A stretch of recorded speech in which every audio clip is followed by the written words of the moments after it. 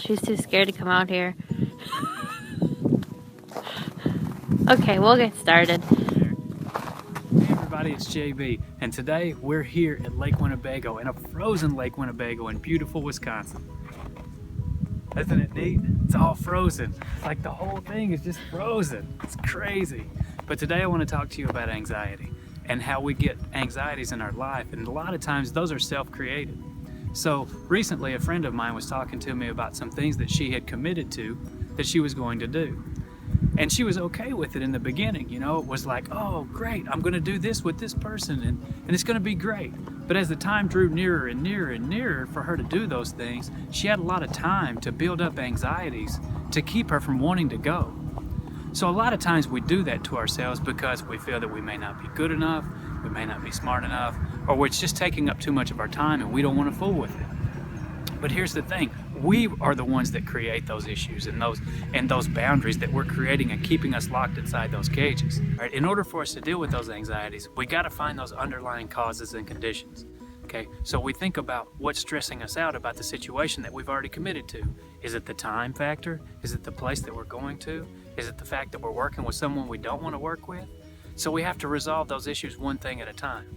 It's not one big pile of problems that you have to solve all at once. You take one little piece out each at a time and resolve the one problem as you go through. So a lot of times when we start putting those thoughts and emotions into our body, those are the negative responses that we're having. So we've got to find the opposites of those responses and those emotions that are inside of our body. So we start placing positive thoughts in their place. Okay, so the first thing we think about is we don't have the time for it. Or maybe the negative thought might be this project's it's going to take a whole lot of time and I'm just feeling down about it and that I won't have the energy for that. So you need to replace that thought in your head with the positive thought of, I have all the time that I need to make a beautiful project. Even if it does take an extended period of time, I'll use my time wisely the whole time and I'll make sure that I put my passion and my love into it. Number two might be the person that I'm working with. Be it, are they better are they better at what we're working on than I am, or am I better than they are? What does that matter? You're going to gain experience from that either way. I'm not good enough to work with this person can be replaced with the positive thought that I am good enough to work with this person, and this person is good enough to work with me.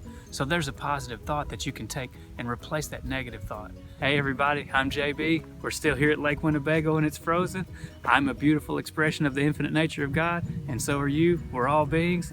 Like us, subscribe to us, and we'll see you next time. Did you hear that? Yeah, that's creepy. By the way, even though there's cars out here, we are still on the lake. They're just parked. There's 16 inches of ice, in case anyone's wondering. And we just heard the ice crack from this guy driving his car by.